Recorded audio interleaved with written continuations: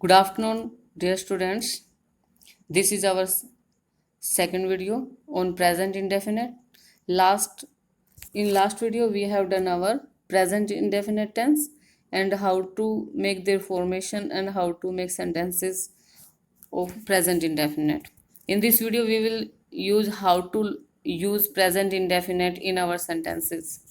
First of all, we will use present indefinite tense in habitual action. Habitual action means जिसमें आदतें बताई गई हों, जैसे he gets up early in the morning, वो सुबह जल्दी उठता है. She goes to temple every Monday, वो प्रति मंडे को जो है टेम्पल जाती है. तो इस प्रकार से कुछ जहाँ हमें अपनी आदतें शो करनी होती है, कोई हैबिचुअल हमें एक्शन बताना होता है, तो वहाँ पे हम कौन सा टेंस यूज़ करते हैं, प्रेजेंट इंडेफिनिट टेंस के हम वहाँ पे रूल्स फॉलो करते हैं. मतलब वहाँ पे हम अपना वर्ब की फर्स्ट फॉर्म यूज़ करते हैं. यदि हमारा सिंपल सेंटेंस है तो वहाँ पे हम क्या करेंगे, हमारे सब्जेक्ट के अकॉर्डिंग, हमारा सब्जेक्ट यदि सिंगुलर है तो SEIS लगाएंगे वर्ब के साथ.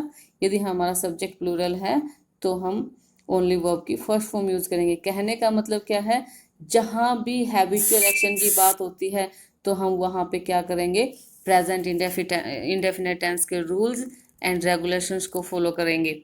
उसके बाद परमानेंट एक्टिविटी क्या होती हैं, जो स्थायी क्रियाएं होती हैं जिनमें हम कोई चेंज नहीं कर सकते. जैसे he works in this office, यानी कि कोई हमें परमानेंट एक्टिविटी हमें शो करनी हो तो भी हम प्रेजेंट इंडेफिनिट टेंस का यूज़ करते हैं. जैसे he works in this office, वो इस ऑफिस में काम करते हैं, यानी कि इस ऑफिस में काम अब भी करते हैं और पहले भी करते थे और आगे भी करते रहेंगे. आई लिव इन इंडिया, मैं भारत में रहता हूँ, यानी कि मैं भारत में अब भी रहता हूँ और आगे भी रहता रहूँगा, क्योंकि ये मेरी कैसी एक्टिविटी है, परमानेंट एक्टिविटी है. द हाउस हैज़ 4 रूम्स, घर में 4 कमरे हैं. ठीक है, तो घर में 5 तो हो नहीं सकते भाई, बन गए हैं जो रूम, जितने हैं उतने ही रहेंगे, परमानेंट एक्टिविटी होगी. तो आपको अपने माइंड में रखना है कि यदि हमें हैबिचुअल एक्शन को शो करना हो, परमानेंट एक्टिविटीज़ हमें शो करनी हो, तो वहाँ पे हमें प्रेजेंट इंडेफिनिट टेंस लगाना है. यानी कि प्रेजेंट इंडेफिनिट टेंस में हमें उन चीज़ों को एक्सप्रेस करना है. थर्ड, हमारा यूनिवर्सल ट्रूथ क्या होता है, जिसमें बिल्कुल सार्वभौमिक सच होती है, यानी कि जिसको हम झुठला नहीं सकते, जिसको हम चेंज नहीं कर सकते. इसका एग्जाम्पल देखेंगे, the sun rises in the east, जो सूर्य है वो पूर्व में उदय होता है. तो क्या वो हम आज पूर्व में उदय होता है, कल क्या कहीं और उदय होएगा, चेंज नहीं हो सकता ना. तो ये जो यूनिवर्सल ट्रूथ होती हैं उनको भी एक्सप्रेस करने के लिए हम प्रेजेंट इंडेफिनिट टेंस के रूल्स एंड रेगुलेशंस का यूज़ करते हैं. फिर कमेंट्री ऑन टीवी और रेडियो, यानी कि जब हमें कमेंट्री करनी होती है या एंकरिंग करनी होती है तो उसमें भी हम किस टेंस का यूज़ करते हैं, प्रेजेंट इंडेफिनिट टेंस का यूज़ करते हैं. एग्जाम्पल देखेंगे, Sachin strikes the ball and it goes across the boundary line. यहाँ भी हमने कौन सा टेंस का यूज़ किया, हमने सचिन ने वही बॉल को स्ट्राइक किया और वो बाउंड्री को पार कर गई. तो ये सब हमें लाइव बताने के लिए भी हमें किसका यूज़ करना पड़ता है, प्रेजेंट इंडेफिनिट टेंस का यूज़ करना पड़ता है. फिर इरेगुलर जो एक्शंस होते हैं, रेगुलर एक्शंस के लिए भी हम प्रेजेंट इंडेफिनिट और इरेगुलर एक्शंस के लिए भी हम प्रेजेंट इंडेफिनिट टेंस यूज़ करते हैं. कैसे, अर्थक्वेक्स कम इन जापान, यानी कि जो भूकंप हैं वो जापान में आते हैं, लेकिन क्या है, कभी कभी आ रहे, यानी कि लगातार नहीं आते, कभी कभी आते हैं. तो हमारी जो इरेगुलर जो एक्शंस होते हैं उनको भी हम शो करने के लिए हम किसके रूल्स, कौन सा टेंस का यूज़ करते हैं, प्रेजेंट इंडेफिनिट टेंस का यूज़ करते हैं. कई बार आपने देखा होगा सेंटेंस आपके कई जो स्टार्ट होते हैं हेयर और देयर से, आपके बिगिनिंग यानी कि शुरू में होते हैं, यानी उनसे आपके सेंटेंस स्टार्ट होते हैं, तो वहाँ भी आप किस टेंस का यूज़ करते हो, प्रेजेंट इंडेफिनिट टेंस का यूज़ करते हो. आप कोई कोटेशंस वगैरह में भी हम प्रेजेंट इंडेफिनिट टेंस का यूज़ करते हैं. जैसे our teacher says slow and study wins the race, my father says hard work is the key to success.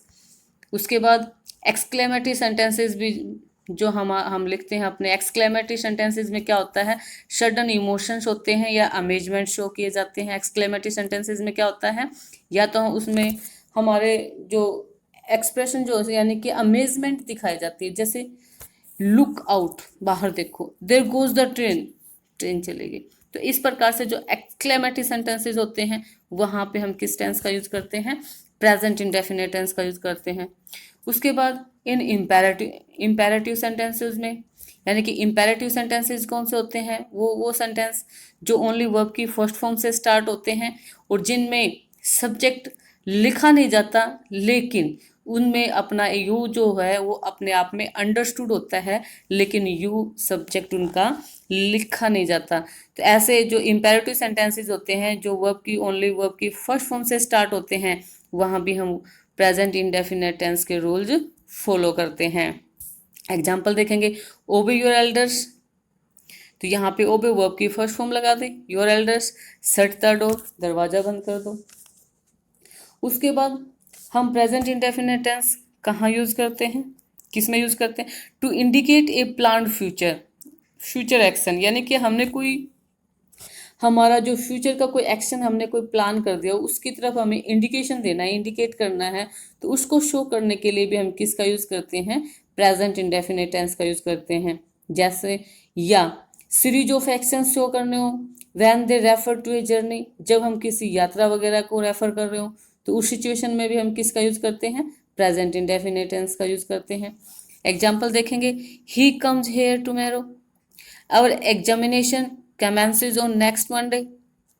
तो इस प्रकार से हमने देखा भी हम अपना फ्यूचर का जो प्लान करते हैं उसकी तरफ हम कोई इशारा करते हैं कि ये काम कोई फ्यूचर में होने वाली कोई घटना है, उसकी तरफ हमें इंडिकेट कर रहे हैं, इशारा कर रहे हैं भाई ये हमारा काम तब होगा।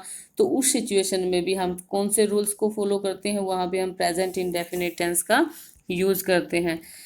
For narrative events in a dramatic way, कई बार क्या होता है हम घटनाओं को एक नैरेटिव वे में, एक वर्णन करने के तरीके से और एक नाटकीय वे में उसको एक्सप्रेस करते हैं, तो उस सिचुएशन में उस एक्सप्रेशन को भी हम किसके रूल्स फॉलो करके, यानी कि जो प्रेजेंट इंडेफिनिट जो हमारा टेंस है उसमें जो सेंटेंस फॉर्मेशन होती है तो उसके अकॉर्डिंग हम नैरेटिव जो इवेंट्स होती हैं और उनको हमें ड्रामेटिक वे में अगर हम उसको एक्सप्रेस करते हैं तो वहाँ भी हम प्रेजेंट इंडेफिनिट टेंस का यूज करते हैं। जैसे the hero is seen laying dead on the stage, note, अब आपको ये ध्यान में रखना, थोड़ा नोट अपने ध्यान में रखना है।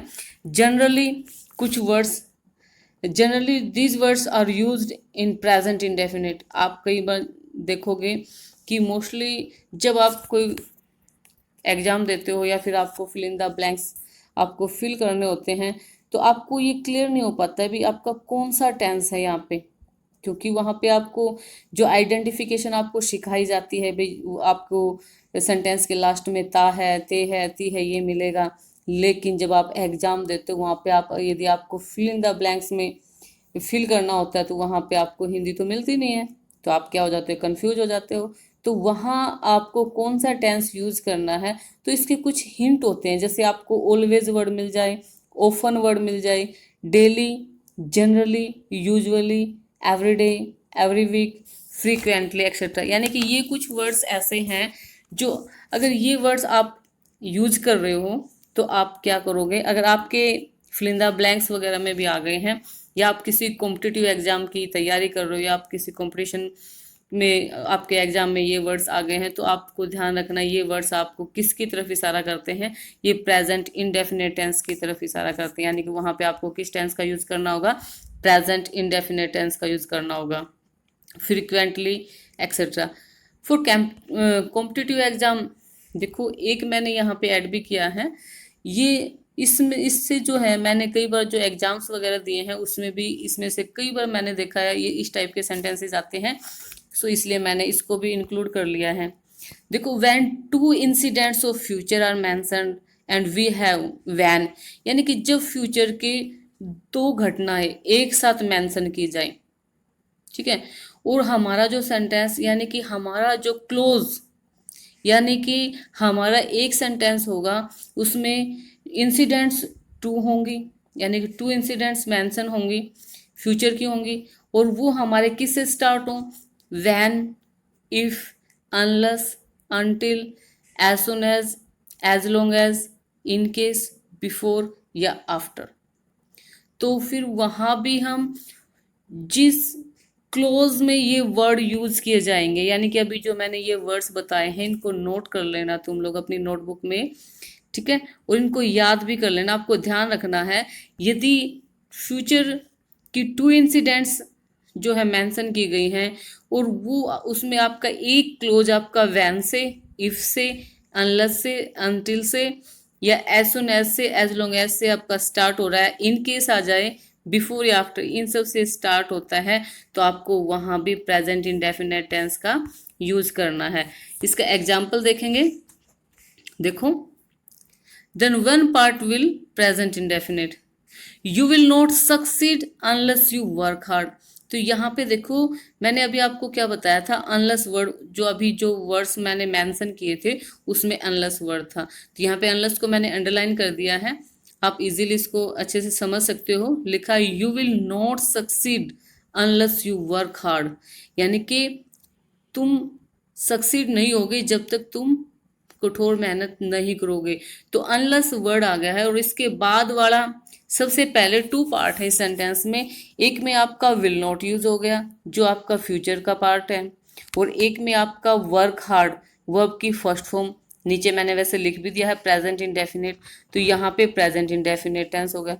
यानी कि मैंने अभी जो आपको वर्ड्स इससे पहले हमारे ये जो वर्ड बताए हैं आपको अभी, ये जो वर्ड दिए थे when, if, unless, until, as soon as long as, in case, before और आफ्टर, यदि ये वर्ड आ जाते हैं और इसके बाद और इसका एक पार्ट आपका फ्यूचर इंडेफिनिट है, सो उसमें विल आ गया है, ठीक है, तो सेकंड पार्ट में आप क्या उसमें फिल करोगे, वहां पे आपका प्रेजेंट इंडेफिनिट टेंस होगा, ठीक है। उसका अब एक एग्जांपल और देखते हैं, as soon as I reach Patna I will send you the books you have asked for.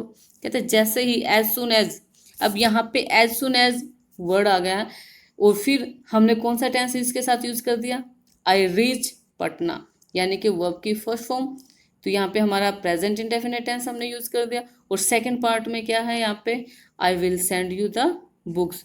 I hope students now you have cleared all these things, and please like, subscribe my channel if you like it. Thank you.